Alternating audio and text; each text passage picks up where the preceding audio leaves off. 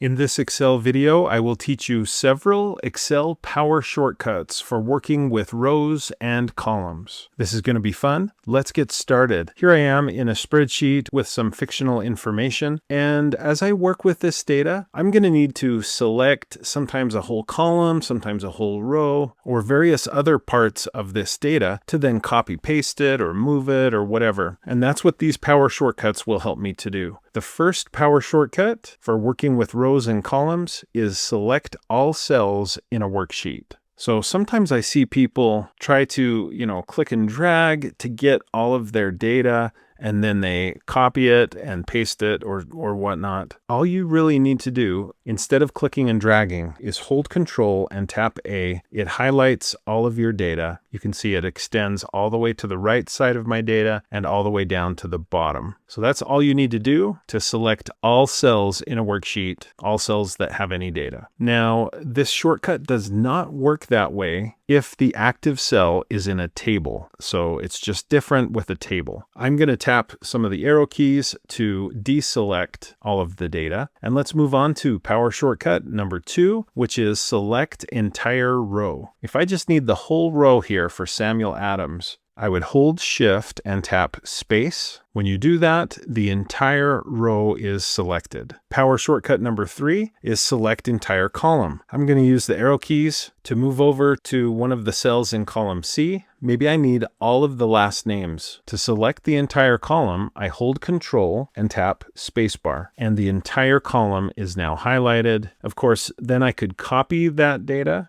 by holding Control and tapping C to copy, and then maybe I'll use the arrow keys to arrow over, and then I could hold Control and tap V to paste, and I have now copy pasted that entire column. So it's Shift space to select an entire row, and it's Control space to select an entire column. Now, one of the reasons this video is useful, and just so you know, this is just one video in a long series on power shortcuts that I've recorded, but one reason that this video and those other videos are important and useful is because when you're using Excel, it's best to try to keep your hands on the keyboard as much as possible. You will be much more efficient working in Excel if you can do that. But this next power shortcut does require you to use the mouse, and that is add non-adjacent cells to a selection. So let's say that I have Joshua's information highlighted, at least 4 columns of his data. But now I would like to also select Keaton's and Tanner's and Ellie's information. And then I'll copy paste all 4 of those. The shortcut trick to do this is to hold Control on the keyboard and then click with the mouse button. So I'll click and drag to get Keaton's information. I'm still holding the Control key, and now I'll click and drag to get Tanner's information, and I can just select down with the mouse a little bit to also get Ellie's information. So Control click is a great way to add non-adjacent cells to a selection. Now I could do Control C to copy, and then I'm going to open up a new spreadsheet tab here, and then Control V to paste, and I got Joshua's, Keaton's, Tanner's, and Ellie's information copy pasted all together. Power shortcut number 5 is add adjacent cells to selection. And I've tapped Escape to get out of the previous selection. But let's say that, again, I have Joshua's information selected. I now want to add more cells to that selection. But these cells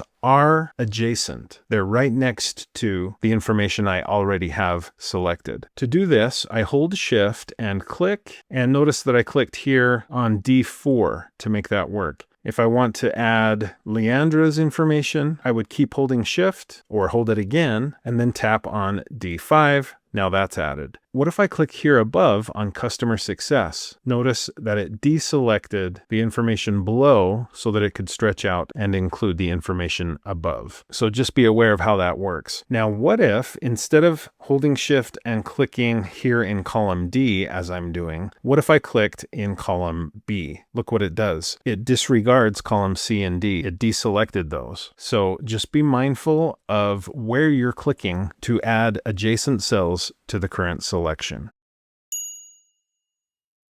Power shortcut number 6 is insert rows. Now for this to work, you need to have selected a row. So I've selected here row number 8, and the keyboard combination for insert rows is Control-Shift+. I get a brand new row, and what if I want 10 rows or 12 rows? Look how quickly I can add those with this keyboard shortcut. Control-Shift+. In most cases, that's going to be a lot faster than right-clicking on a row number and choosing Insert. Power shortcut number 7 is Insert Columns. Now, similar to what I just showed with rows, when it comes to columns, you're going to want a column letter selected, so column D in this case, and it happens to be the exact same keyboard combination. Control-Shift+. I get a new column, and I can tap that several times to quickly add multiple new columns. Power shortcut number 8 is delete rows. Once again, it's important to have at least one row selected when you do this keyboard combination. So to delete rows with at least one row selected, you hold the Control key and tap minus, and that row is deleted. I can do Control minus several times to delete out many rows, and if I want to, I could hold Shift and tap the down arrow to select more than one row, and then hold Control and tap minus to delete all of them at once. Power shortcut number 9 is delete columns. And you guessed it, once again, it's important to have at least one column selected. But again, I could hold Shift and tap the right arrow to select more than one column, or the left arrow if I prefer. Once you have at least one column selected, again, the keyboard combination is the same. It's just Control minus, and any selected column is deleted. Now, what if you don't want to delete an entire column or an entire row, but maybe just part of the information? So maybe just these cells. Maybe I entered the information incorrectly. I can highlight those cells, and we get to power shortcut number 10, delete cells. Once again, it's important that you have cells selected. I do. The keyboard combination is exactly the same as it has been for the last few. It's Control minus.